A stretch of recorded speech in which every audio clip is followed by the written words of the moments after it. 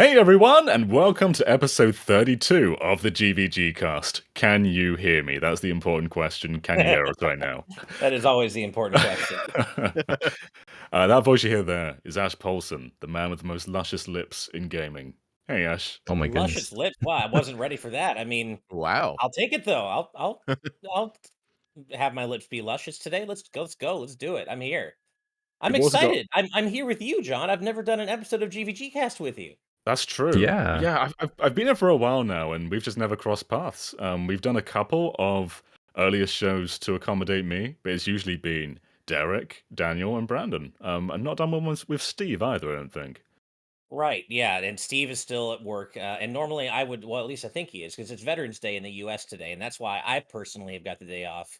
And I was actually able to join you for an earlier show for once, because normally I'd be working right now. But today I don't have to worry about that. So I get to join all of you fine gentlemen on an earlier GVG cast at the John Friendly earlier time. Yeah, hell yeah. We've also got Brandon Miracle, whose beard I Hello. want to get lost in. Hello, You Brandon. can. You're invited. And lastly, Daniel Alba, the man with the most glorious hair in the world. Why, thank you. It's always good to start a show with compliments. No Fellas, arguments there. we've had a few super chats before we started, so I'll read those out real quick. The very first one was going to be a news topic, but I think it's worth discussing right now. So £2 from Alan Wilkinson, who says, rest in peace, Kevin Conroy, who unfortunately passed away today at 66 years old.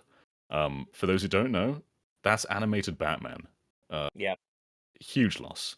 He's been Batman Legend. in like everything since the animated series. Not every single thing, but almost everything. And I found out last night, and it gutted me because I had dinner with my dad last night, and he and my dad were obviously very close as fellow voice actors, and so he found out before the rest of the world because he got kind of a call from one of his friends, and he told me, and it definitely, like, we had a bit of a somber moment at dinner last night because it was just so sudden. Yeah, I wish I had more of a childhood with him, but I actually came around on the Batman animated series later on in life. Oh, okay. I discovered him through Batman Arkham Asylum, and then went back and sort of watched his earlier stuff because he left a really solid impression. But yeah, he's irreplaceable. Absolutely. Probably my favorite Batman. He is Batman lost. to me. Yeah. Like when I see Batman, I don't care what version of it. I hear, even if it's one of the live action versions, I just always hear Kevin Conroy's voice. Yeah. It's just to me he embodies Batman. Yeah. We also had a few other super chats though. We got €10 from Jacomon, who says, with 3 episodes left of the Pokemon anime, do you think it will officially end to make room for miniseries like Evolutions, Generations, Twilight Wings, and Origins? What do you think? As much as I love the miniseries and the directions that they go and the perspectives that they take, I think Pokemon Company is not gonna ever stop the actual animated series for multitude of reasons. One of them just being the money involved. Too iconic. Yeah. Yeah, I mean, the way it makes money hand over fist, why would they're not gonna ever stop that unless it stops making money, which I don't see happening anytime soon. And they have rebooted or like reimagined Ash's series a few times. They can always just do that again. They just start him off getting his starter in Pallet Town again. I mean, they've done it recently with the movies. The movies, yeah. Well, I already saw a few people say that the next thing they want to see happen is a rematch between Ash and Giovanni, because technically they never really got to have their full match, and it's kind of uncertain between them who would actually win. So now that Ash is a champion, now Giovanni, I guess, maybe is next. Who knows? Maybe. Yeah, where do you go from here? That's the question. We'll talk about Pokemon more later, though, because there's some big news with Pokemon. But one last super chat. $5 from Jaden Buck, who says, Crazy Question Fridays. Crazy question number 58. How different do you think the world would be if every time zone was exactly the same? A lot less complicated for me trying to schedule all the stuff I do for the Patreon and everything. A dumb answer. The world would be flat if every time zone was the same. Well, I imagine that we'd all just like say 6 p.m. and it would mean the same thing everywhere. But your 6 p.m. would be light and my 6 p.m. would be dark. I think we'd change how we operate. Yeah. Our times would be the same. Because because then it'd be hard to schedule things because we have to like learn each other's sleep schedule, and then we would just make a timeout based off that, and then we would have time zones again. We'd have to describe the sun and the moon to each other. Like, We'll have to use sundials my again. moon is fairly high. Where's your moon? This is a slight tangent, but this is just my perfect chance to get in really quickly how much I detest daylight saving time.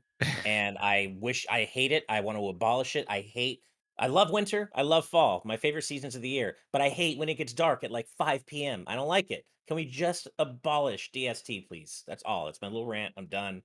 I've had my time. I'm We good. know that you're capable of that, chat. Abolish it. Abolish it for me. Please. Yeah. We Have had mercy. one more super chat come in from Aramis Burmus, $50. Hey, GVG crew. Good luck with the cast. Won't be able to watch live, but all the best. Thank you so thank much. you Thank so you much. always, as always, for your Thank you. generosity. Ad. Thank Always you a so pleasure. much. Yeah. Guys, this last week has been a very big week in gaming. Oh, There has sure been the has. release of not only God of War Ragnarok, but also Sonic Frontiers. And I know this panel is mostly gravitated towards a certain blue guy, but Brandon, you played with a guy who's not blue as well. I did. Did you like It was it? good. Yeah. I don't know who here has played the original God of War, or the 2018 game. But if you remember how incredibly that game opens, they just match that here, and in some ways Nice. surpass it. That was my favorite part of God of War 2018. Like, Was the beginning? I like that game. It hasn't quite hit like the classic status for me, but that opening, I don't think the game ever quite matched that energy again. So Ragnarok doing sort of matching that sounds Interesting. great. Because Yeah. I'm kind of where you are with it, John. Like I played for the first 5 or 6 hours, and I've tried to get back into it multiple times since, and it just hasn't grabbed me the same way the opening did. And I know it's an awesome game, but I don't know. It just hasn't. I haven't been able to stick with it for whatever reason. Mm. Yeah, I'm very invested in the narrative. As far as gameplay is concerned, it's the same game so far. It feels pretty much exactly It looked like it. the first one. Uh-huh. Yeah, which is not a bad Yeah, not thing. a bad thing. Right. I mean, God of War 1, 2, 3, and Ascension are, when it comes down to, they're the same game, but Yeah. gameplay wise. But that doesn't mean they're worthless. They're all great games. And oh, sorry, Brandon. Oh, I was just gonna say I'm hopeful that the game can kind of match that opening energy more frequently throughout the Right. rest of the adventure. I want to say I'm only about 3 or 4 hours in at this point, but so far, nothing but positive things to say. Awesome. Well, I'll get around it to it at is- some point. There's just been so many games coming out lately. But God of War's Yeah. on the list. It is important to note, John, that Neoxin says in our YouTube chat that God of War does have gyro aiming. Sony's been great at that You have lately. to play it. I know they have. They Yeah. really have, and it The adds. Last of Us, Horizon, Days Gone. Like, they've been doing lots of gyro stuff lately. Good on Sony. And I just when it's not there, I miss the lack of it so much. I mentioned this in a previous GVG cast, but I really enjoy. I have a good time with Power Wash Simulator, but I play it on Game Pass, and Xbox doesn't have gyro, and I hate using the little right thumbstick movements to aim. I want to Like, aim you're with flicking the gyros, whole time, so aren't you? that Yeah. would be perfect for Power Wash Simulator, and it'll happen on other platforms, but it's just man, it adds so much gyro aiming. When Master Chief Collection came to Steam, I hooked up a DualShock 4 and played that with gyro, and I was matching PC players with a controller. Like, it really does diminish the bar, and it feels great. And then when I eventually came back to playing on Xbox again, it just felt like something was missing. Xbox have like these Elite controllers which cost like hundreds, but no gyro. Just put gyro in one of them. Yeah. Yeah, Completely you've agree. got some of the biggest games in the world like now, like Fortnite has gyro. Yeah. And it feels like it's just becoming more of a standard these days. But for some reason, Microsoft hasn't decided to put it in their controller yet. Yeah. Yeah. Or But- rechargeable batteries. Or rechargeable batteries. Enough complaining about Microsoft, because we have all played Sonic Frontiers. Woo. And Daniel, Yeah. what are you thinking? I'm thinking that I'm pleasantly surprised by what this game has been doing. I don't know if it's because I had low expectations based on other Sonic games in the past, but I'm liking what it's doing. The whole free roaming area. I feel like we talked about this a little bit yesterday, John. Yeah, a The little free bit. roaming area is pretty. It feels good to run around as Sonic and control Sonic as he is in that area. I went into options and I started to toggle all the little settings like his turning speed, his stuff. Was able to make it so that it feels a lot more comfortable to move around and traverse the area. And I feel like he controls a lot better in the open world than he does in like the cyberspace levels. Totally. And I think you had similar comments about cyberspace as well. I believe so, right, John?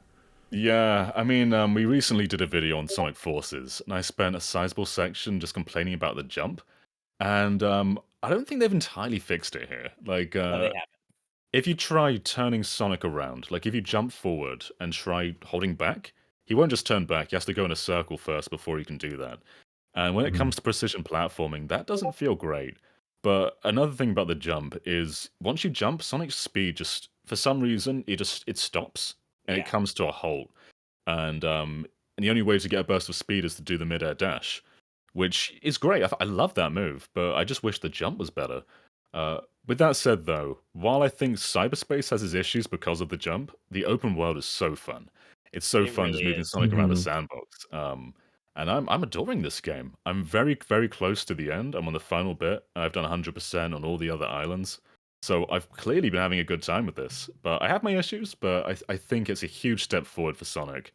And by the way, the level designer for Sonic Forces got promoted for this game. He is now the overall game designer. What a What a glow up. turnaround! What a Yeah, what a turnaround, glow up. yeah. Applause Wow. to that guy. Yeah, incredible. I love the narrative. The writing's great. I love all the callbacks to previous games. Like, I'm Ian having a great time with frickin' Frontiers. Flynn, man. Like, Yeah, I'm not going to spoil anything, of course, but certain things happen, and there are certain callbacks to other games that you don't see coming. And I saw one of those things last night while I was playing, and I'm like, where's this going? I feel like the Sonic lore fan in me is finally being rewarded after years and years of going away from that adventure era of hmm storytelling. We're going back to like that kind of loose continuity, like facet of Sonic storytelling, and I love it. And some of the character writing, at least so far, I've only seen the first of Sonic's friends that you meet on the first island, but it's some of the best character writing we've seen yet. And it's yeah, not surprising. It's Ian Flynn.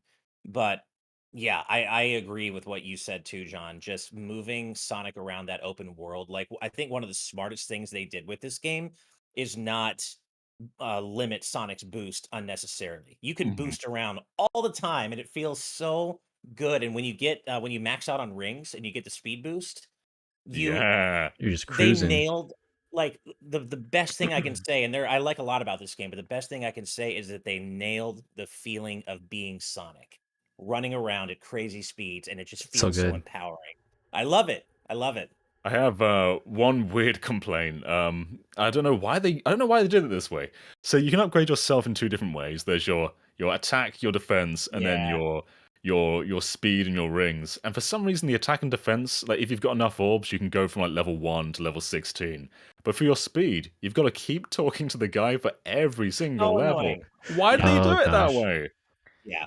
Why'd they I do that? agree. I There have are Oh, go ahead, I Brent. have more complaints when it comes to the to the leveling system. It Mhm. doesn't work. Yeah. It's You very don't feel it, broken. do you? There's just don't numbers that really. go up and you're just like, okay, Yeah. I don't It, I it's would not say. even No, go ahead. it's not even so much that. Uh, so like for instance, you can upgrade Sonic's speed, but when you have max rings and you boost, you run at Sonic's maximum top speed anyway. So that leaves me wondering, is this even a necessary thing to tinker with? Mhm. You can Mhm. increase his ring count, which makes that harder to achieve. But then you can use the Psy loop infinitely and just get your rings back. Yeah. I've not been Yeah, upgrading my rings at all. I've just gone all for I speed. haven't either. Yeah, me Yeah, too. And that's part of the problem. I feel like these upgrades are superfluous. They couldn't commit to Yeah. the concept that they built in sure. because you can you can just go fish at Big's fishing spot for like Oh 30 yeah. minutes and upgrade yourself Yeah, 30 or 40 times. you can. Yeah, I I just wish it was a little bit more organic and that you felt that change a Agree. little bit more. yeah. I agree. I'm not a big fan of skill trees generally. I think in RPGs where you're building yourself, like proper RPGs, I think they can work. But I'm not a fan of them being put into most AAA games. And I'm kind of relieved that the skill tree in Sonic Frontiers is so small. Like, I got all my Yeah. skills by the second island, I want to say, like by towards the end of Hmm. that. Maybe I the beginning of the third. I have two minds on that because on one hand, I'm not like the biggest fan of skill trees either, but at the same time, I feel like the game's economy in terms of skill points is all weird because I agree. Like I feel like I'm probably going to have the skill tree done by the end of the second island, and I kind of want to be upgrading Sonic throughout the whole game. And I know there are the levels, of course, but as we were just saying, they don't feel that meaningful in actual execution. Yeah. So I Mhm. do wish there was a bit either I wish there was more to the skill tree or I wish you needed more skill points to unlock everything on it. Yeah. Because it just seems And like you're maxing it out too early. and then the issue I run into with that, and this specifically comes in the form of combat, which I was pleasantly surprised by in the fact that I was actually enjoying it a little bit. Hmm. Hmm. Uh, but some of those abilities that you can unlock are so incredibly overpowered Yeah. that like Mhm. I I'm not gonna spoil the second Titan boss, but I'll just say I beat him in 4 attacks. And it Oof. was the most like anticlimactic thing I've ever experienced. And it's because I used the homing shot. Hmm. Oh, But okay. some of those mini bosses have, I think they're meant to have multiple phases, but if you just keep whacking them on the first phase, you can get them down easy. Mhm. Hmm. But I I found will it say weird though, because punching, I was not seeing anything happen to that health yeah, meter. Yeah. But yeah. then I use That homing was shot and like a whole quarter of the HP bar goes away. that was me with Yeah, the I first had that issue boss. with the first boss. Yes, I yeah, felt I like I really was did. hitting it forever until I figured out I should just start using my actual other special attacks that actually did something. But even Yeah. then, like it's cool the spectacle of that first Titan boss, but I feel like Mhm. the HP sponge that he was kind of made that come to a halt, unfortunately. Yeah. I Mhm. do love that Supersonic's being utilized though. Like for the last Yes. few games, Like you in actually, Forces, he wasn't even in yeah, the game. He was a DLC code. Yeah, so stupid. I Yeah. I like Supersonic being in stages, but I missed those, those The climactic ends every spectacle, those single game, the man. battles, yeah. spectacle. And now Yeah. he's scattered throughout the game. I love it. I love these Supersonic moments. Yeah, that first boss fight is something else. With everything everything comes together, the spectacle of it all, the music, The like that music. first boss theme is Mm-hmm. so Mm, Yes. ridiculously over the It top, and goes I so love it hard. so much. yeah, And I also wanna take a moment to praise the cyberspace music because I know a lot of the yeah. same people who didn't like Sonic Forces' soundtrack for its EDM, inspiration probably feel the same way about cyberspace's music. But personally, I love EDM and I think it's great, and I love that Otani continues to draw from that well of inspiration. I know it's not for everyone, but personally, I'm here for it, I think and this I'm loving cyberspace the themes soundtrack. are a vibe, honestly. There's some really good They ones. are, right? They I'm really are. I was pleasantly surprised to not hear Green Hill and Sky Sanctuary and have something else play. It kind of fits the whole different aesthetic that the entire game has. That it's just different, Yeah. and it's cyberspace. It's not the actual place that you're used to, and Yeah. yeah, it felt like it works really well into itself. I I've do totally got want my to. problems with this game, but I think when it all comes together as a whole, I just have a good time with it. The Hmm. hours Agree. sink away. It's hard to stop. Like earlier on, I was going to stop playing, but then I was like, oh, but I've Yeah, got to do the cyberspace level. But what's over there? There's a challenge. It's so hard to put the I had the game same down. Yeah, issue. Yeah, It does a really good job of like naturally guiding the player to all sorts of different areas of interest in the open zones. Like you never feel like there's nothing to do, which is such a huge problem with open world games in general. Not in Sonic Frontiers. I know it's not technically open world, but it's close enough. But there's something to do everywhere. And even if there's not like a challenge or something to accomplish, you can get on a rail and just go for a cruise and get a bunch of rings and it still feels cool. Mhm. Like there are never any moments of true downtime in Sonic Frontiers, which I feel is a pretty huge accomplishment for a game with open world design elements that lean so heavily into them. Yeah. It's just nice to I, be optimistic about Sonic. I know we had Mania. yeah. Yeah. Mania was a great moment, but Sonic Team Sonic. I'm very happy with what they've done, and hopefully I this becomes something like a basis for the future. Yeah, I'm really I'm happy with it. really excited to see what the modding community is going to do to this game. They've already started. Yeah, I and saw one that called like Cyberspace Physics Fixed or something. It's like Oh 2 days wow! in. Yeah. Already. that's exactly what I want to see. Is I want to see the fans kind of take hold of the parts of the game that don't work, Mhm. which unfortunately there are a lot of. But Yeah. like you said, the foundational element of the game is strong, and I think it can be fixed. And I want to see that happen because I want to play the game more and enjoy it more than I am. Yeah. I know one thing that the physics mod fixes is, in cyberspace, whenever you homing attack an enemy, it stops. Like it slows down. And Yes. even when you get S ranks, you've got to avoid enemies. Yeah, Yeah. And that's so it's weird weird. because in the open zone, like some things you can bounce off really fast, like balloons. And I think it makes sense for combat in the open zone to sort of have that heavy feeling homing attack, but it doesn't make sense in cyberspace. And it's weird that they applied it there. But yeah, it Especially in feels like a that mod fixes that. especially in a place where you're working to get S ranks and speed, basically speed run it. It's weird to have a basic mechanic put the momentum to a complete halt when you want to keep on going and going. Like I actively use the boost in midair and such just to make sure that I actually keep going forward and progressing, or just avoid the enemies altogether because that's just faster. Uh, We've got Steve in our live audience chat saying we don't want mods, Brandon. Everyone will be naked, and I hate to bring this up to Steve because I hate for him to have this image, but technically, isn't everyone except for Amy kind of already? I mean, Sonic just wears shoes. I mean, he's He's only wearing wearing gloves. shoes He and has gloves. Sorry, you're right. gloves, I guess He's so. only wearing shoes and gloves. Oh, So that's a vibe. I've been rocking the soap shoes. I'm not taking those off. nice. Hey, come the No, I mean- 14th, I'm wearing Monster Hunter armor. Hell yeah. No, there's like definitely, there is a level of the usual Sonic Team jank there, but it is Mhm. it's so well within acceptable levels, and it, to me at least, is minor compared to everything the game does right. And first and foremost for me, that is, as I said earlier, just the feeling of running around as Sonic and feeling so powerful. I just love 100%. that they nailed it. God, I love it. And I assume Yeah. you're all I playing did with the 60 FPS mode, right? Of course. Yeah. Oh, yeah. Yeah, same There's here. no other way to play this game, in my opinion. I can't imagine. I tried the 4K mode. I'm like, 4K is great. This is Sonic. I need 60 FPS. I want to see it I didn't nice even and give smooth. it a chance. Yeah, the moment I got 60 FPS. Yeah. Squire in live audience says, "Does the mod fix Sonic stopping immediately after a lightspeed dash?" I think it does. That's something weird too. Lightspeed dash is great in some cyberspace levels, but if you try using it as like a speedrun mechanic, Sonic stops after that last ring for some reason. I don't know why. Yeah, It's that is odd. weird. Yeah, It's but I love like it in being on. Sorry, go ahead, it- Brandon. It's the same problem I had with Smash after Melee, where you stopped retaining your momentum after a jump. I hate that. I hate it so much. Yeah, mine too. That's I do love the lightspeed dash being on the left stick though, because in like Sonic Adventure 2, you didn't know if you were gonna roll off an edge if you Yes. didn't Right. quite line up properly.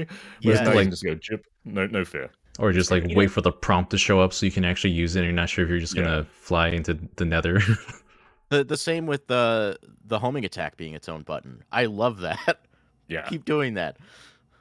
You know what's interesting is we were talking about how the control, there are obvious control issues in the cyberspace areas, and that's true. And I would say that, the jumping feels a little bit wonky in the way that 3D Sonic often does, even in the open zone areas. But it's a testament to, I guess, how good the controls are in their own way, that at least for me, all the platforming challenges in the open zones, like when you're getting all the different memory tokens and stuff, I can maybe count on one hand the number of times I've actually fallen, and maybe even just once or twice. Like, there are a lot of pretty precise things you got to do the little mini obstacle courses that get you extra memory tokens, but I'm not finding myself fall very often, if ever, really.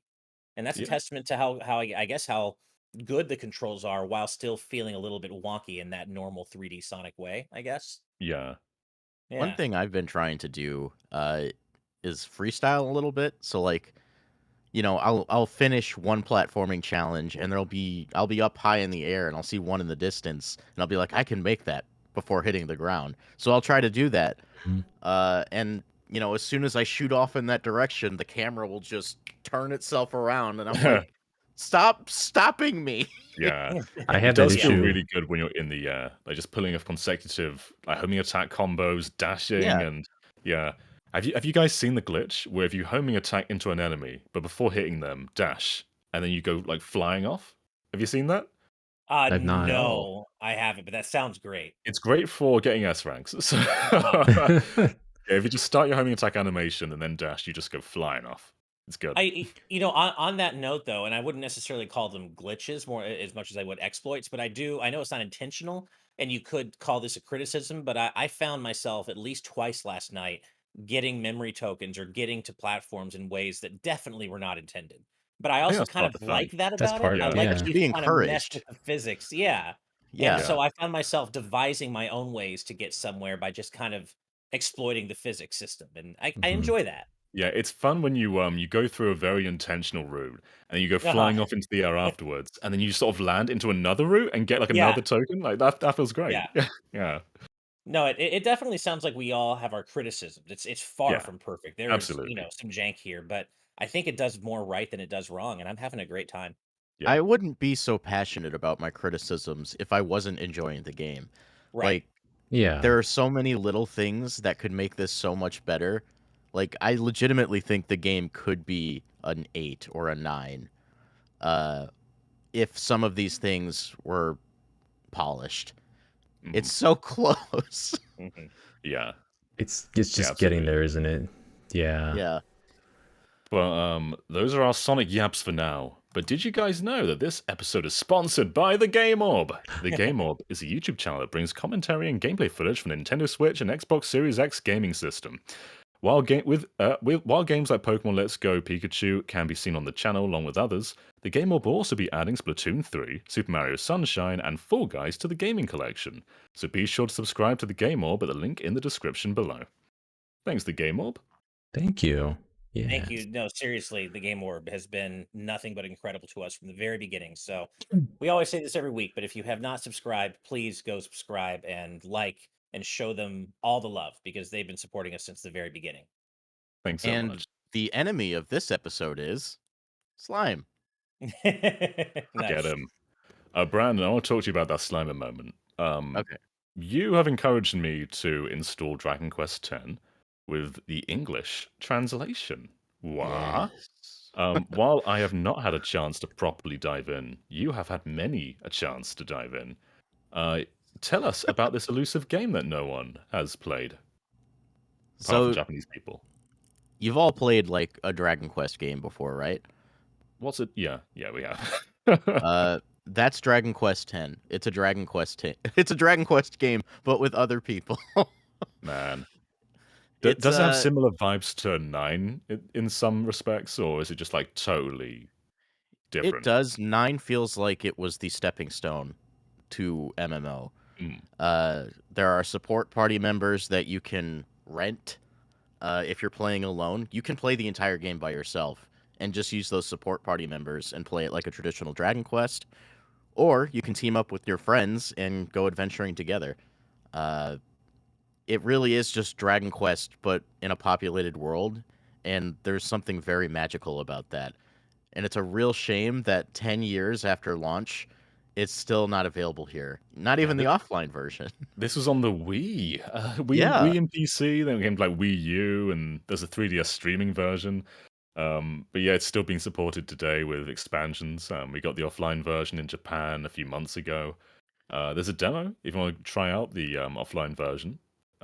But yeah, but thankfully the first version of Dragon Quest X has been localized into English by fans. That's so The cool. entirety of it. Yes. Yeah, so that's nuts. It's really cool. There's also there's two ways the game is translated. One is injecting the English text into the game where it has been translated, and the other way puts an overlay on the screen and translates untranslated text. So even after I finish version 1, I could theoretically keep playing and still make my way through the game because the important game text is translated. The menus are translated, combat's translated. I can navigate the game. So if you have ever been interested in trying this, the first 2 versions of the game are part of the free trial. and they do not require a VPN if you're in the US anymore. I think they still do if you're in Europe. Yeah, I'd use a VPN for mine. So it's more accessible now than it ever has been. You could also just download it on your Switch and play it for free in Japanese. There's lots of ways to get involved. I'd love to have people show up and say hi, because so far it's just me and two of my friends is the few English speakers in this world.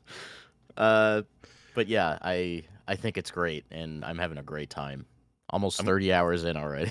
Gee, isn't that pretty much Wow. the length of the first expansion? I say expansion, the base game. Isn't that pretty much how long I, it is? I think it's about 55 hours. Oh, okay. So roughly the length of a regular Dragon Quest entry. I Yeah, spent that, a lot of time yesterday with my friend just doing pickup quests, putting skills into our vocations, not even looking at the story. We were just having fun doing all that other stuff. so cool. Nice. I'm kind of baffled that Square haven't touched this because, FF14 was such a juggernaut. Yeah. Maybe they Yeah. want to Yeah. solely focus on that, but I don't know. I thought offline would be our ticket, because there's no need Yeah. to bring a whole MMO over. They have to translate everything. It's just like you would have thought that would be the easier option, but still nothing.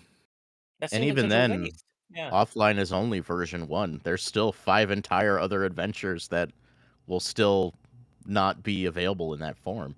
Yeah. Yeah. We've got a few more super chats I didn't read out earlier. So we've got Duncan Metcalf with $5 who says, "Had a great day yesterday. Played Ragnarok for a couple of hours and saw the new Black Panther, and it made me cry. Rest in peace, my king." Nice. I'm seeing it tonight with my wife. We're going to a late night Oh, screening, and gotta we are watch it still. so excited. I Uh, can't me wait. too. Nice. Yeah. Haven't had a chance yet. Need to find a day where we can give a media to someone. Right. Hopefully soon. We also got Rec BCQ with $5 who says, "Got here late due to being busy with something else. Did you talk about the Pokemon bit yet? Also, the Sonic talk is killing me. I can't play yet." So there will be some Pokemon talk coming up in just a second. Mhm. Yes. So stay tuned for that. Really quick though, Rec, you said something else. I'm sorry. There's life beyond GVG cast. Like Yeah, what are you doing? something else? What are What's you? more I'm important confused. than What's this? more important than Climb? No, thank you very much, Rec. Thank you so much. And lastly, $10 from Mr. John Up, who says, "I'm really enjoying Sonic Frontiers so far. But as a Sonic fan as well, all you do... sorry, let me read that again. But as a Sonic fan as well as you all do you have a fear of Sega possibly dropping the ball after the game in the future?" Um, they've been fairly So, consistent with building upon frameworks with modern Sonic. Right. I think they're just probably gonna polish this up for the next game. I I'd would think imagine. so. I mean, I would think that maybe the biggest risk is that they come out with something else that just makes me feel nothing again, like Sonic Forces. I don't think they're going to completely screw it up for me here. Like I think they've found something that works, and clearly Sonic Frontiers has tons of rough edges that need ironing out, some issues that need ironing out. But I feel like they've established a really solid foundation here, and given the reception, it's hard to see them straying too far away from that for the next one. Mhm. we say this, and yet we get games like Sonic Mania that don't get revisited again, saying, "Oh, the winning formula is right here. We're just going to make a Sonic Mania 2." No, this series is a Green Hill Zone. You go up and down, and sometimes you do a shuttle loop. Sometimes you go all the way up here, and then you hit right back down again, and then you don't know what's going to happen next. I want the series to take this idea and go forward with it and evolve from it from there, but I don't know what Sega's planning. Nobody knows what Sega's planning next. Like, it could be No one anything. knows. We could have a Sonic MMO next. Who knows? I want the return of at least playable Tails and Knuckles in the next game. Like, it doesn't have to Please. be Mhm. every one of Sonic's friends playable, but just the main three. I'd be very happy to have all, and they all have their own intersecting stories, like the adventure games. I would love that. Throw in Tails' Shadows. gameplay. So Tails' gameplay and adventure was so fun. Like Yeah, flying it in was. busy Yeah. space is awesome. Yeah, And the only time they've done that again, I think, is Sonic 06, right? exactly. Oh Yeah. yeah, Yeah. they Well, tried a lot of. technically, I guess in Sonic Heroes, when you could switch to Tails as I leader, guess, but yeah. yeah, And Sonic but Yeah. Boom. yeah. There are two more super chats real quick. So is that X Ray Isaac? I'm sorry if I said that wrong. With $1.99. who says, Ash, is that an Eagle Fang shirt? Yes, it is. They strike first. We'll pre-strike, baby. Hell yeah. And Cobra then Kai lastly, forever. Duncan is back with $5, who says, Am I King? Finish the Kingdom Hearts Cloud Collection. Recommend Wow. playing out other consoles. Oh, yes. Hats know off what? to you.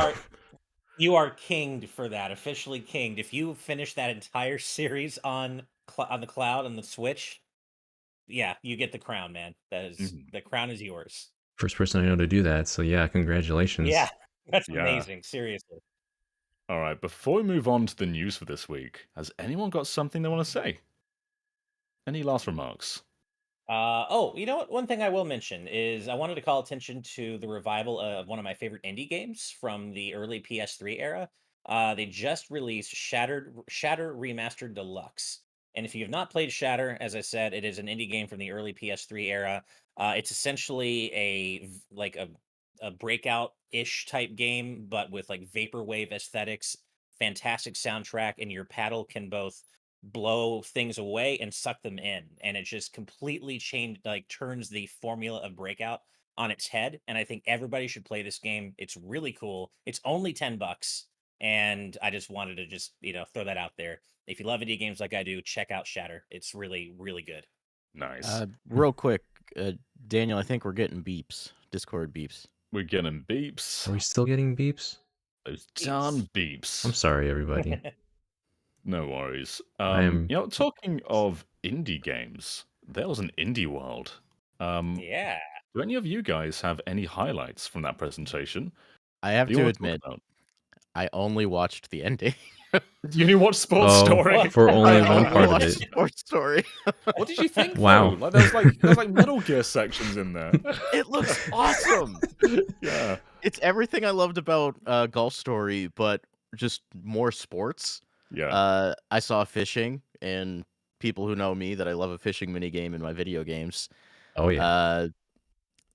I can't wait. It looks like a proper sequel. Like it deserved all the time it's been They getting. took their time. Yeah. Yeah, exactly. Golf Very And it's Story coming out in was- December. Yeah, so soon. Golf Story is one of the most charming games of this era. Like if you loved Mario Golf on the Game Boy Advance, play it. Just play it. Don't even question it. Just play it. It is so well written. It's so funny, and it goes in some like surprising places. And it's more than just golf. There's also like disc golf and other sort of variants as well. But it's Putt-putt. just so jolly. Yeah. It's so fun. Give it a go. But yeah, Sports Story only a month away. Right. Can't wait. For me, I think the highlights were Pepper Grinder because Devolver always hits, and that looks so Oh, yeah. cool. And Goodbye World, which was a game that I saw myself at PAX East, just happened to discover, or PAX West, sorry, that I happened to discover, and I ended up staying there, standing at the kiosk, playing it for like an hour because it just pulled me in with its storytelling, and I was like, I really hope this comes to Switch or something soon. And lo and behold, it's coming. I think next month, later this month. It's really soon. And Yeah. it's super charming what I played of it. So I'm looking forward to checking out more of that. Was there a highlight for you too, Daniel, or just kind of what?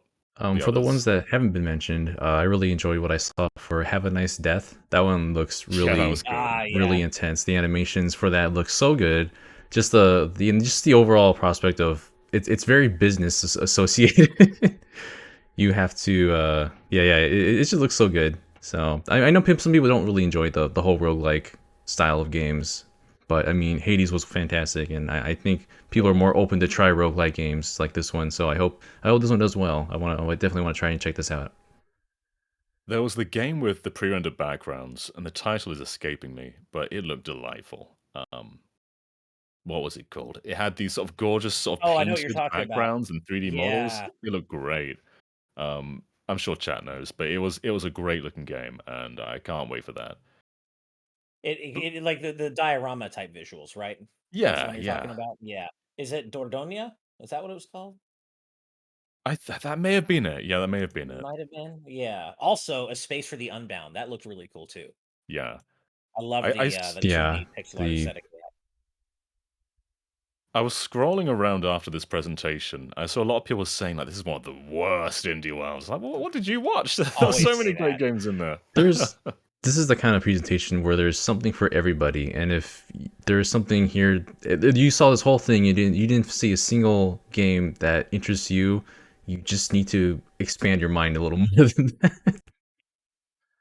All I needed was Sports Story, and I finally got it. So I'm Brandon pleased didn't as even watch the punch. presentation. He just watched Sports Story and he's happy. Sports Story is every game in one. If you don't like any of those, you have to at least enjoy Sports Story because you could do anything in the game apparently.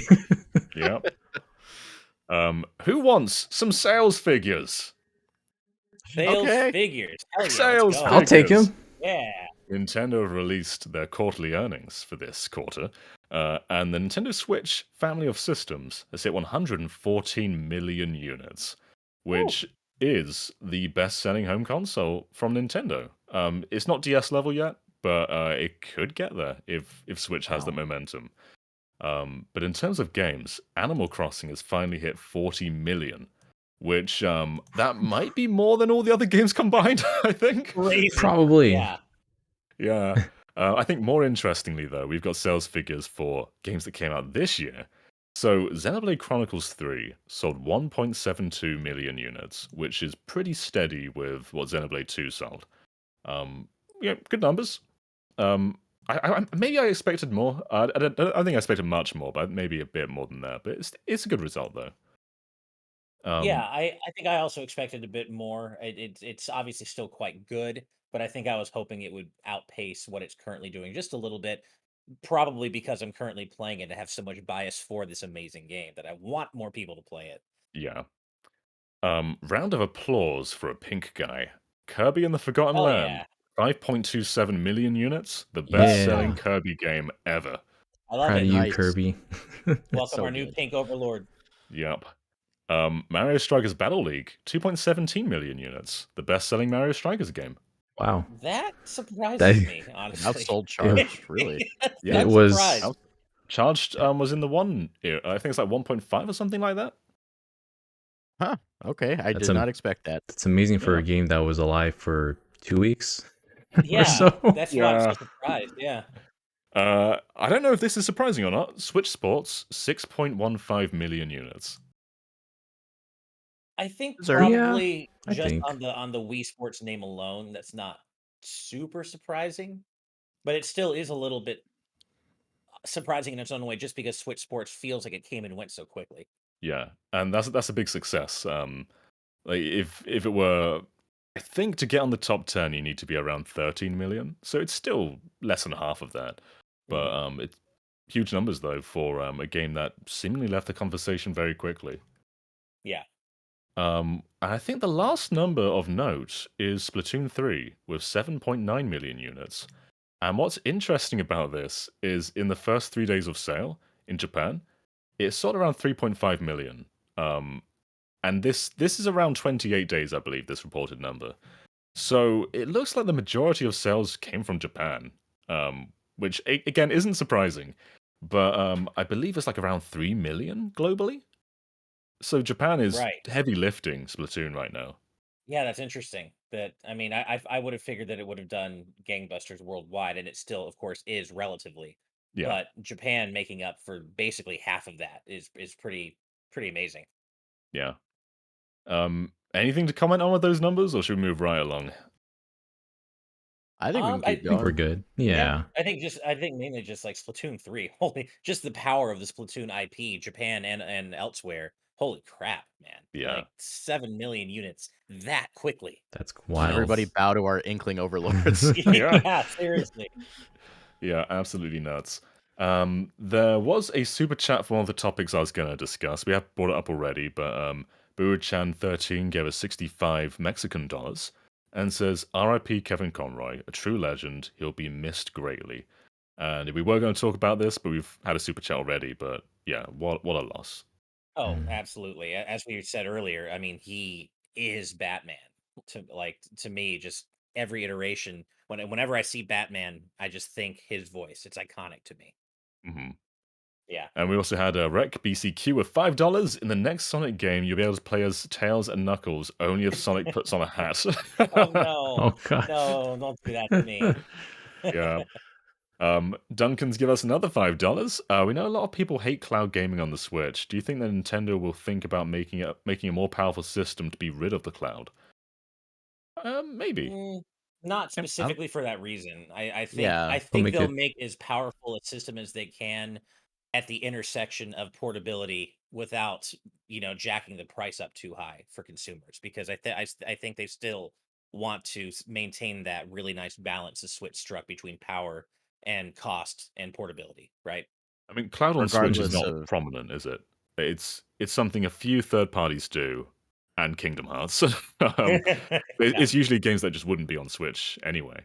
Yeah, like Resident Evil re- 7 and 8 It and Yeah. yeah. feels like that's just partly on the developers themselves because a game like Nier Automata runs perfectly on Switch, and if Kingdom Hearts PS2 games have to have cloud functionality in order to work on the Switch, then what's stopping them from doing things like that for other titles that clearly would need more power than what their specs show? But I don't know. Who knows with yeah, that? that's Yeah. kind of what I was gonna say. I think regardless of how powerful of a system Nintendo makes, you're gonna see these cloud ports probably anyway. Yeah, I Uh, mean, the Switch, let's be clear. The Switch could definitely have run the PS2 Kingdom Hearts games no problem. Square just Oh didn't yeah. want to Yeah. build, native ports of those games for the Switch. And part of me understands why, but the Switch could definitely have run those. No they wanted problem. it in time for Sora. I think that's it, really. Yeah, yeah, yeah, Hmm. exactly. And like Nier Automata went down to like 10 gigabytes on Switch, and that was like a Wow. what 30, 40 gigabyte game on the Yeah, PS4. that's It isn't a crazy. data issue. They could have compressed it. Yeah. They didn't want to. Rec BCQ with one more $5 donation. More Xenoblade Chronicles 3 sales, please. I want everyone I know and love to play this series. Hell yeah.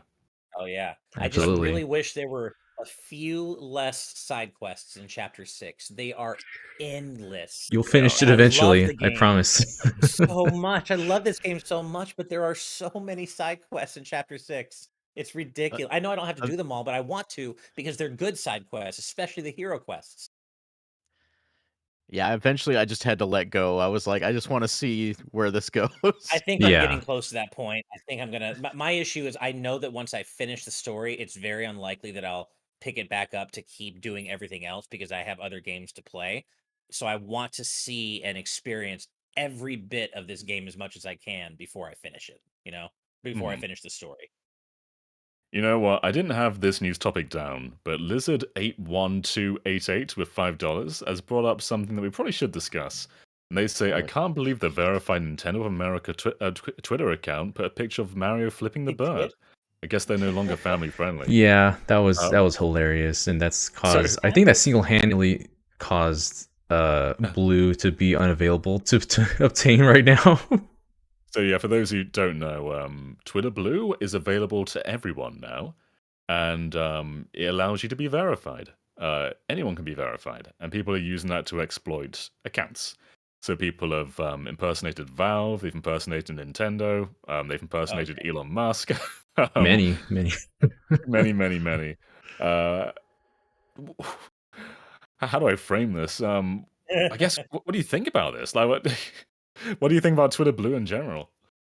Oh I Why? God. mean, I Why? mean, I get why. I mean, I guess it's a really good way to figure out at a glance who's a tool because who's going to pay $8 a month for a blue check mark, right? I mean, I definitely see But the there's value in being verified pre Musk's takeover, and that would have been nice to have that happen. But let's say I had been verified before that, I would not pay $8 a month to keep that check mark. Hmm. Like it's got the same energy to me as having the NFT hexagon It profile thing. It's feels like just like that. immediately who you Yeah. don't want to follow if you see that. It's Yeah. like, I actually took away my check mark because I was embarrassed by it. yeah, Like I didn't want to be I didn't want anyone. If I replied to someone and someone sees my check mark without checking if it's a Twitter Blue or a verified one, I don't want to go through that hassle. I don't want to. It just feels embarrassing to have it now. yeah, exactly, yeah. Yeah, it doesn't make sense. I think the justification for it was like, oh, get rid of the lords and like peasant system or something like that. But making it so that you have to pay a premium is more of a lord system than it ever was, and it just doesn't mean anything anymore. Apparently, Twitter Blue has been taken down. Taken down entirely? Yep. Oh, really? Really? I thought it was just a temporary takedown. It's weird because you see some accounts like Nintendo of America now they have a second official check mark underneath to show that they're like an actual like verified. But then what's the point? What's the point at that point? And I feel bad for like friends that we know who still have the check mark from being authentic, like genuinely verified. Now they're being associated with this other lower echelon of people that just are just paying for this check mark when they haven't before because they haven't taken away like you have, John. So it's a whole mess. It's just like problems upon problems on this now, and I fear for this site's longevity at this point. Elon's told staff that to expect to lose billions and that bankruptcy isn't out of the question. Yeah, I read that. Yeah, and I read like behind apparently there have been behind the scenes talks about charging for DMs at all, like charging just to use Twitter DMs and it or even having Twitter itself behind a paywall. And I'm like, what the? He I mean, does not care. It's only taken 2 weeks for him to completely ruin and tank Twitter. Yeah, Like it's a bummer. it is a bummer. To be fair, it was a hellscape before a takeover, but it's so much worse now. Yeah, some people rely on this for their networking and their jobs. He's just come in and messed it up. Yeah. Yeah. But we do have a few more super chats. Let's get more upbeat. Master of Hamsters with $10 saying, I got an unexpected day off yesterday thanks to Hurricane Nicole. So I spent it beating Sonic Frontiers. I haven't played a boost from a Sonic game in a long time, so this was a great comeback. Hell yeah. Nice. Hell yeah. Oh no, $2 from Good Vibes Gaming. They have a check mark though. It says Inception. What? All right. Good Vibeception. There is a double bill of Pokemon news to discuss. I'm not sure if you guys have seen, but Pokemon Violet and Scarlet have leaked. The ROM is out there. People are playing it. And with that means that people are leaking the contents of the game too. So people are showing starter evolutions and Pokemon that haven't been revealed yet. I've been a good boy. I haven't seen any of this. But have you guys been spoiled in anything yet? Oh yeah, I checked out the whole list of Pokemon that's been revealed at this point. You just went all in. Oh yeah, yeah. Went for it.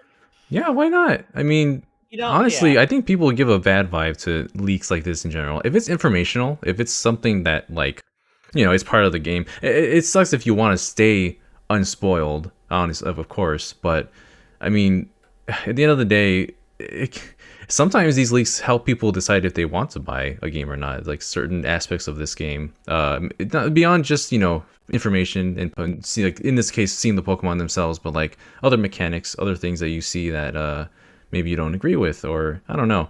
I don't think they're as bad as people say that they are. Obviously I would never spoil anything myself. I want to keep people unspoiled if they want to remain unspoiled, but I mean, for what it is, I think I've enjoyed what I've seen so far. Some interesting decisions that I've seen as well, but yeah, I mean, I don't find a big deal about it, especially for Pokemon at this point, because everyone knows this is going to happen weeks in advance. This happens in every single Pokemon release. I'm just like I'm tired of trying to avoid it at this point. So that's just my take though. I did look at the leaks for Pokemon Sun and Moon, and like I should preface this by saying, personally, I prefer when games don't leak because I know the the level of work and production that goes into making and marketing and releasing a video game, and to have that piss taken out of development teams really sucks. Like God of War leaked in the same way, and I thought that was a huge bummer. So I would have preferred that it didn't leak, but at the same time, while there are games when they leak that I do want to avoid spoilers, personally, I agree in terms of what you said, Daniel, about Pokemon specifically. While I wish it hadn't leaked, I personally don't care about Pokemon spoilers, so I actually probably will go look at it just because I'm curious, and Pokemon spoilers just don't mean that much to me, and I'm already planning on playing Scarlet and Violet, so I'll probably go look at, see what's what. Yeah, it's. Oh, sorry. Sorry, go ahead. It's by the game basis for me. Like Pokemon is just like whatever, honestly. But the other bigger titles like Tears of the Kingdom, I don't want to see anything about that, honestly. So it's by the game. Yeah, for sure. Yeah. With Pokemon, I will say my most memorable Pokemon experience probably was Black and White, where I didn't know a lot of the Pokemon, and so every random encounter was like, "Well, I've got to catch this guy. Look at him." And I don't feel like you can really have that again in the modern era. So Hmm. I'm trying to avoid it for that reason. But you're right. Like, there's no harm. There's no harm really seeing that stuff. Mhm. I just dislike when there's bad faith actors who will purposefully try to spoil people when they know they don't want to be spoiled, Definitely. Yeah. That's uh, yeah, which happens way too often. It way too does. often. But yeah, for the most part, I agree. Like, it's not really a huge deal, but I do think that maybe the developers probably want to have those reveals saved for themselves. Yeah. Uh, like I think about Sakurai and all the all the time they put into those, reveal trailers that they do, just to have a name in a picture released like 4 days early or something. Like that's Yeah. gotta suck, man. Yeah. Yeah. Agreed. We've got 2 quick super chats. Duncan is here again with $5, and Duncan says, "John, I've seen many of your tweets. Is My Little Pony Maritime Bay Adventure better than Elden Ring?" Yeah, yeah, it is. And Cutie Caitlin, $30. Thank Caitlin, you. Wow. good vibes incoming. Booked airline tickets to see my girlfriend and meet her parents for the first Hey, Oh, time. snap. nice. Wow. Check you out. Awesome. Congratulations. Enjoy that trip. That's Yeah. wonderful.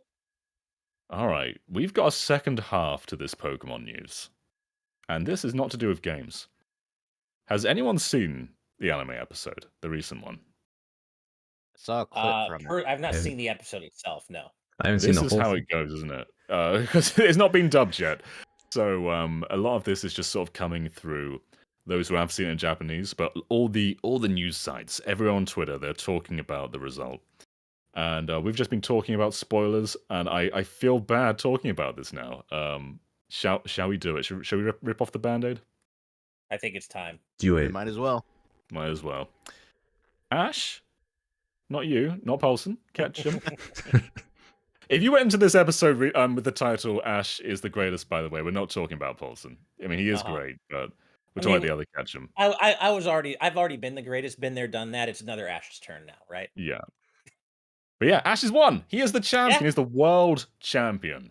He has He's done won, it. I think, twice before. Was it like the Orange Islands and then the Sun and Moon? He won, The but He won the Alola League, yeah. Alola League, but yeah. apparently it was like a technicality in some way where he didn't actually have to face off against that many other elite trainers to get there.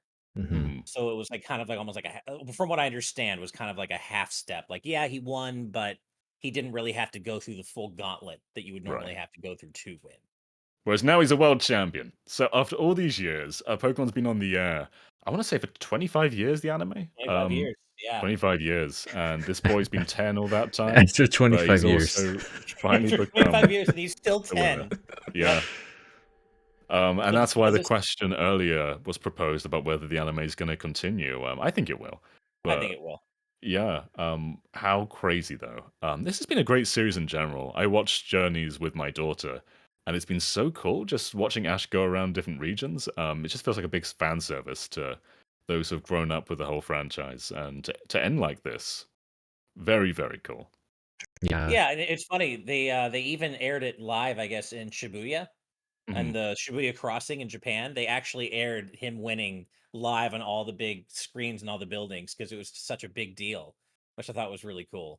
And yeah, no, it's great. It's great to finally see him win. My namesake finally is the best there ever was, and I love it. That's so cool. Uh, For those who don't know, in the Japanese version, during the final battle, they played the original intro song for the first season of Pokemon during Aw. that fight, and people are like, please do that for the English version as well. That would be so awesome to hear that. It just brings it all around. Oh, it's gonna get me Oh, misty-eyed, that man. gives me goosebumps just thinking about it. Yeah. Yeah, that's awesome. Oh, I There's Yeah. a love that. very special scene that's tied to that. That I don't know. Are we spoiling that hard? I don't know. I just don't I'm know not how sure. we deal with this. I don't know how deep you want to go with that. I mean, that's as far as I was going to go, was just the music, because I thought that was really cool. And we don't know if that's going to happen in the English version as well. But It's tied to a cool moment. I'll say that. Mhm. Even just watching a crappy Twitter video got me a little choked up.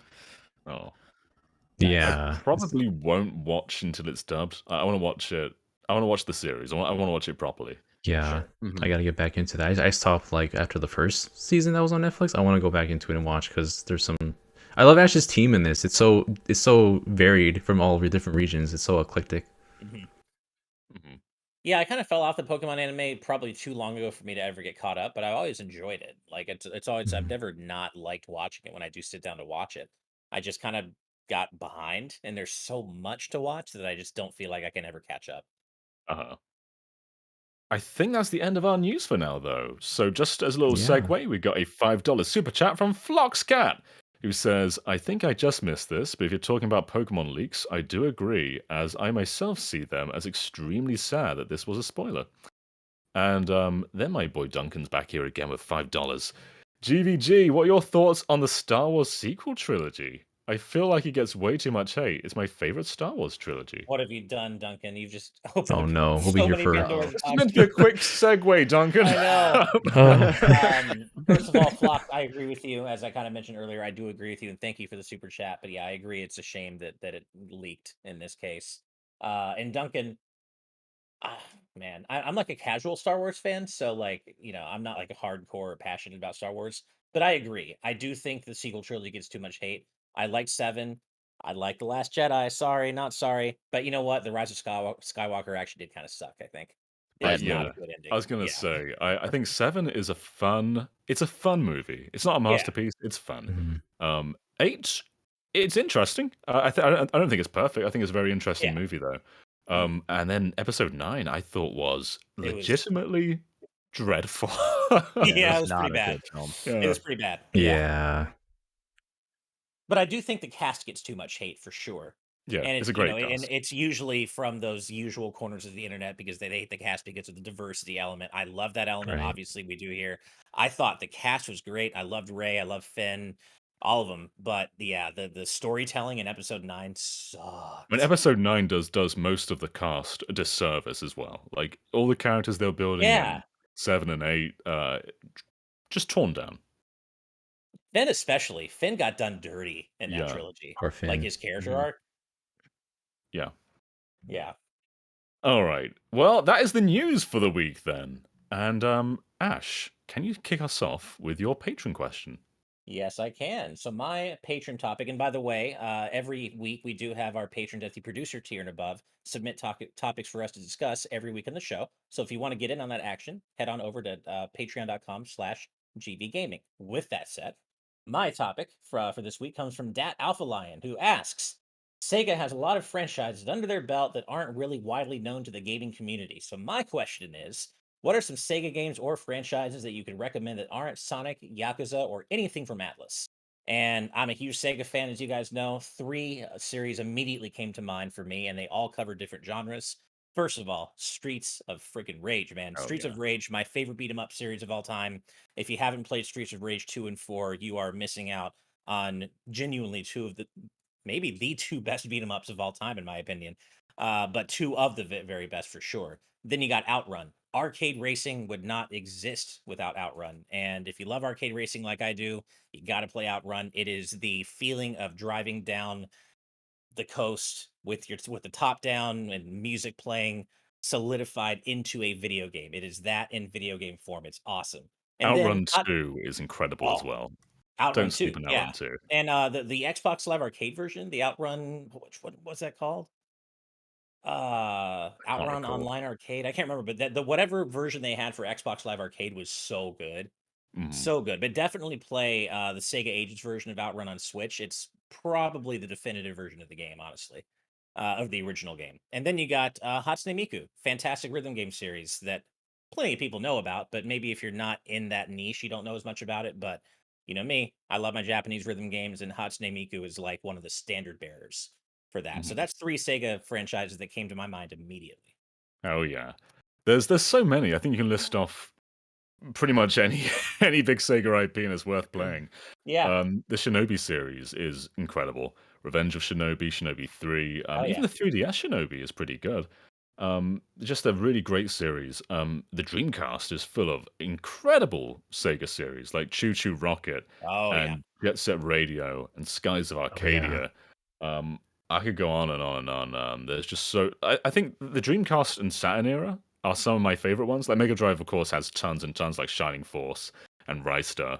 But Saturn with Panzer Dragoon, I wasn't a huge fan of the remake, but the original Saturn trilogy of One, Sway, and Saga are masterpieces. What about you guys there?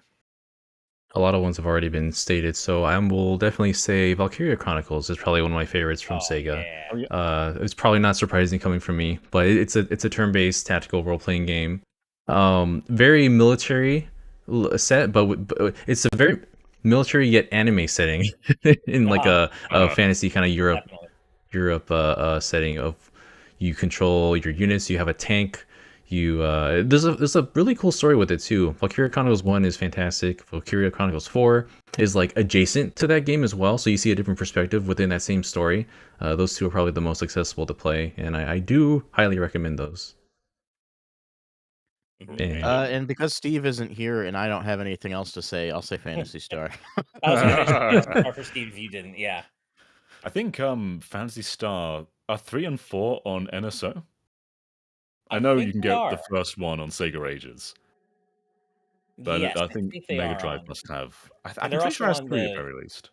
They're also on the Genesis collection or Mega Drive collection, like what's this Ultimate Genesis collection or something. But it's on Switch and it has like 30 games, including I think most of the Phantasy Star games. Yeah, sweet. I'd love to see also a some kind of modern take on Space Harrier because I grew up with playing that game with my dad. Oh yeah, that'd be awesome. And on-rail shooters are just always fun. Maybe that's their super game, Space Harrier. Oh man, it could be.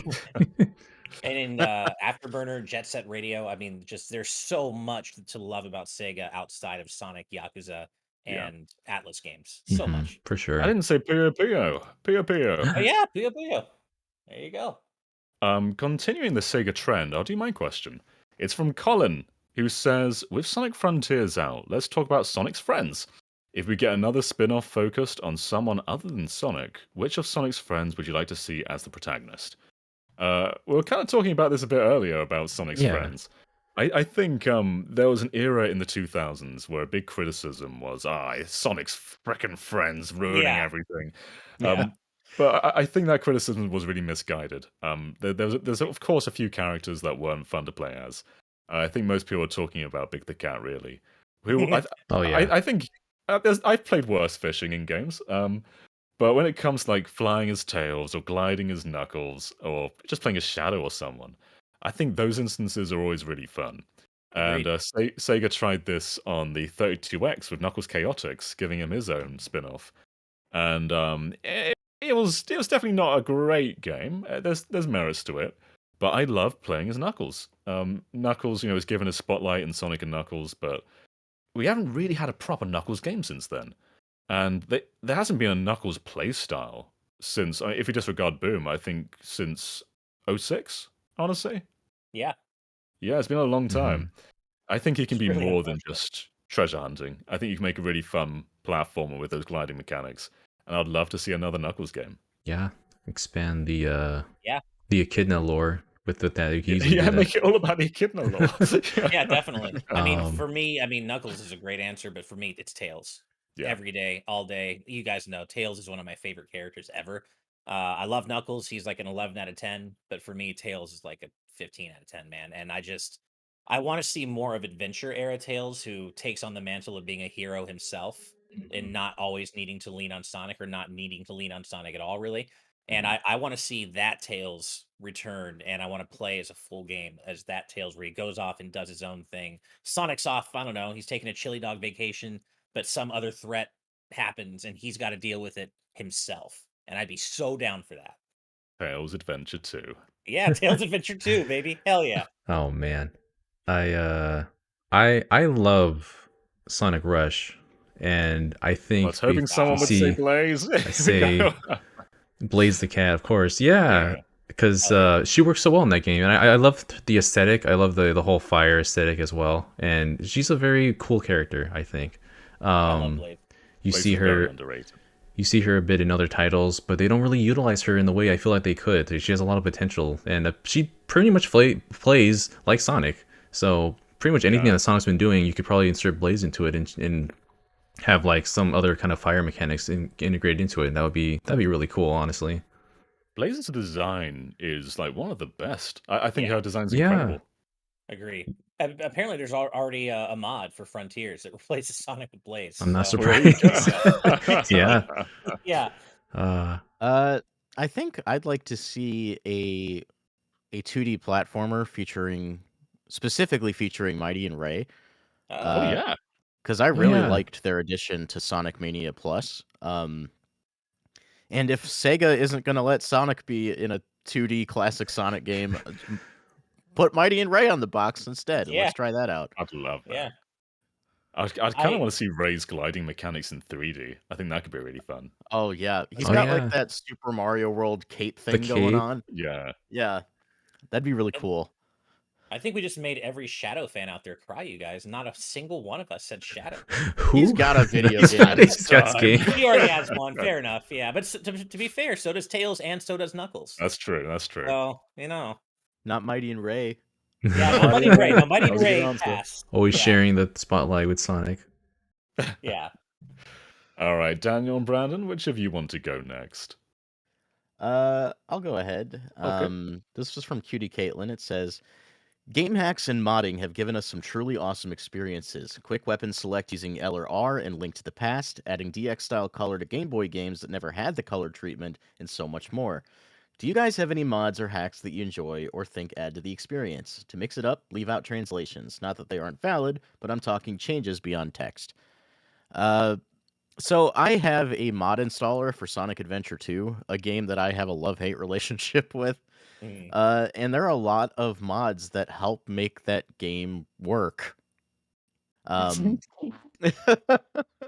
One of my favorites is we were talking about this earlier. There's a toggle that changes the lightspeed dash to its own button. Yeah, that's a Oh, great cool. idea. Yeah. Yeah, just little things like that that make the experience a lot more enjoyable. Because typically what happens is, like, I have fond memories of Sonic Adventure 2, but then I'll go and play it. I'll get through City Escape, and then after that, I do the next level, and I remember why I never keep going. Does this mod fix the radar in Knuckles' level so that every emerald piece flashes? It did have mods for that. I can't remember specifically, but there were specifically options for Knuckles stages. That was such a weird downgrade from Adventure 1. It was, yeah. Man, yeah, I love Adventure 2 by default, but in my adult years, I've come back to those mech levels with Tails and Eggman. I just don't really enjoy them. I don't like him either. Yeah. I've always been more of an Adventure 1 guy myself. Yeah, I think I am. Yeah. Yeah. And that was going to be my answer, actually, Adventure 1. I don't love DX. I think the GameCube version added some really weird visual changes. I love that low poly Dreamcast model so much, and I didn't love how they made these sort of glossy, shiny models for GameCube. And then, of course, the physics were somewhat messed up. It was more glitchy. And there's a great mod for the PC version that basically fixes all that stuff, makes it look like the Dreamcast version again, and just makes it look and feel better. So sorry to give another Sonic Adventure answer there, but Adventure 1 would be my pick for best mods. I have very little experience with mods just because, I very rarely, I never really played games on PC growing up over the years or anything. I just never really dabble into them. I think they're really cool, and I'm really impressed by the mod community and what they are able to accomplish with various games. So I don't have a great answer for this one, and it's not quite the main thrust of your question, Caitlin, but I did play one mod that I really loved when I hacked my Wii to make it homebrew, to run homebrew stuff. I played newer Super Mario Brothers Wii. And it's just a brand new, it's a whole damn new game, basically. It doesn't improve the original. It's just a new game with like a new overworld and original assets, and it was really good. Like, genuinely, I had a great time. I 100% of the whole thing. So not quite the main thrust of your question, but it's really the only answer I have for this, unfortunately. But I would absolutely, if and when I do ever play the Pixel remasters, I would play them with the font fixing mod for PC for sure. Oh god, where it's like this Yeah. long. Yeah, that was the newer Super Mario Brothers. That was the one where I played a bit too. Like, you get a mushroom and it doesn't stop everything. You just keep going. Like, it doesn't bring everything to a Like halt. Mario Land. Yeah, that makes so much more sense, especially when you're in a multiplayer game, to not have it freeze like 4 times when someone opens up an item box. Yeah, that's things like that. I wish they would implement more in the mainline series. Agreed. For me, I think the most uh the craziest mod I've ever dabbled with would probably just be Project M for Super Smash Bros. Brawl. Cool. It was insane how much love and attention was put into that to make the game a lot more like Melee. It's like before we had Smash 4 and Smash Ultimate, Melee was probably the one that a lot of my friends in my circle played with the most, and a lot of us weren't really as pleased with Brawl's physics as other people might say they are. So that's something that I really delved into for a long time. I bought a CRT television just so I could have a more authentic experience with that with our friend, the little friend circle, and we had a great time with it. Just being able to put in music that I felt like belonged in the game, textures, so many cool costumes. Like there was Sonic with a Jet Set Radio costume, and so many interesting things like that you just wouldn't normally see Nintendo do in their official titles. So yeah, that's one of my favorite things. One of the coolest mods for that was an option where so the way I would set up the game is have it be health, like HP, and you can set the HP like way higher than you normally could, and also delete the blast zones so that when somebody flies off the side, they'll appear on the other side again, but they'll lose some percentage, so that's part of it. Or like if they smash somebody high enough, they'll appear off the bottom now, and if they fall again, they'll lose more percentage. So it was a really cool way to do health battles for, the stamina battles in a completely different and unique way. And that was one of my favorites to do. So yeah, things like that. Those are really fun. That's probably the only mod I really invested myself in, honestly. Right. There's one mod I want to mention. I'm going to try to find a picture of it as we go on, and I'll post it in live audience chat. But someone sent me, in fact, it might have been one of you who sent me a picture. I think it was Derek, maybe, of a Mega Man mod for Smash Ultimate that makes him look like the original line art, like the original. It's like cell shaded. It looks so good, and I want to find it because it looks amazing. But we can obviously move on while some really cool Ultimate mods too. Yeah. RexCBCQ is joining the conversation with $5, saying, if you're talking about new experiences, I'd mention ROM hacks, specifically for Pokemon and Classic Sonic. Yeah, they're both full of huge amounts of ROM hacks. I've unfortunately not played very many Pokemon ROM hacks, but I know people have their careers built on playing those things. Yeah. Also, I just posted the picture in live audience chat of the mod I was talking about. It looks Seeming as Daniel was just speaking, before he goes on to his topic, Duncan has given us another $2 and says, what was your favorite MCU film? Mine is Endgame. We can make this one fairly quick. I think mine is still Thor Ragnarok. That's Winter Soldier. Yeah. I might say Guardians of the Galaxy or Black Panther. It's really hard. Black Panther's really good. I don't know. Shang-Chi's really good for me. That was a fantastic movie. Good, yeah. Fantastic movie. Yeah. I guess gun to my head, I would say Black Panther, maybe Winter Soldier. It's really hard. Yeah. All good choices. Yeah. So Daniel, what is your question? My question is one I think some of us have answered before, but some of us here also have not. So it's interesting always to delve into this one. By Vidron, what is your dream animated projects to come out of Nintendo after the Mario movie? Definitely a hot topic right now because everyone's talking about Mario, obviously, for better or for worse in some aspects. Mostly positive, I think. Man, after that, like, if it doesn't have to, because Nintendo has their own animation studio now developing too, so you have to wonder what they're planning after this. They're planning for the future already, and I guess it's on brand. I would love to see, especially after seeing how good it looks right now, something Fire Emblem related with the animation that they're doing right now with Engage, because it looks so good. It looks so nice. I love it if they, and I know it's cheating because Marth already had his animation OVA series a while back, a long time ago, which is you mean Mars? Mars. Mars. Mars. Oh yeah, it's something. But I feel like we can We can definitely change that. It would either probably be a retelling of Mart's story, or it would be cool if it was its own actual original series as well. Like just not apart from all the games, so that when characters die, they'll die. Like that'd be a cool little aspect of it. Was that like these are these super important characters, but they actually will die, so that the whole permadeath feeling that you feel during the actual main game is alive and very much alive. They'll be dead is very much there. But yeah, I think they could do something like that. The I'm seeing in chat like a Three Houses anime. I mean, I don't know how you would do that because there's so many routes. That would probably are you picturing like that traditional 2D anime, or are you picturing like Awakening CG? I think. Oh man, well, if it was like a movie, probably like Awakening and Engage CG style, I think that would work really well. If it's an animated series, like more traditionally drawn, I think that would look really good as well. It's like a ongoing animated series, I think.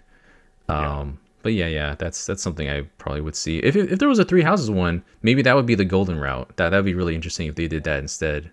That'd be cool. It could start as a tropey high school anime before delving into its deep plot. Yeah, that's season 1, and then season 2 is when it gets all real and serious. That it's already set up that way. I mean, Man. I want all the things. Like, I've said this before. I'll say it again. I have ever since Palutena's reveal trailer for Smash 4, I've been wanting a full-on Smash Brothers anime, and that would still be my main pick. It'll never happen, but if I could have one thing, it would be a Smash Brothers anime done in that style of the Palutena reveal trailer. But beyond that, I think something that makes a lot of sense and could really work well is a Metroid movie. I think a Metroid movie could be so good if done right. Yeah. They have to do it right, but if they did it right, it could be amazing. I heard there are some good scripts for that out there too. Yeah, I know, right? People in the director's chair. Yeah. When sorry, go ahead, Brandon.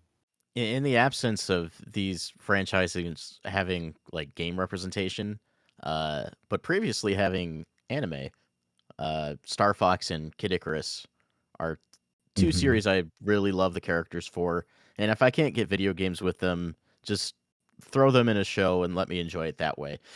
Yeah, I was scared that Ash was going to steal my answer when he said about the Kid Icarus Smash short. I was like, oh, I've still got this in the bag. And then Brandon swoops in. I'm sorry. Kid Icarus had those 3 shorts, if you remember. There was the Palutena one. There was Her I cooking forget one. what the cooking one. There were 2 other ones, all done by different studios. There was a And they were Thanatos so- one in 3D. That's it, yeah. They were so fun. But yeah, that Smash one with Link versus Pit was so good. So good. Yeah. It was So so good. good. And Kid Icarus Uprising is a joyful game for many reasons, Yeah. but the script is a big part of it. Just the constant chatter in the background, like the characters are solid. Hades is one of the best Nintendo villains. Absolutely. So good. A series could be phenomenal. Phenomenal is what I meant to say. That Also, game. a Xenoblade anime. I'd love Yeah. to see an anime adaptation of any of the Xenoblade games. Hell, all 3 of them.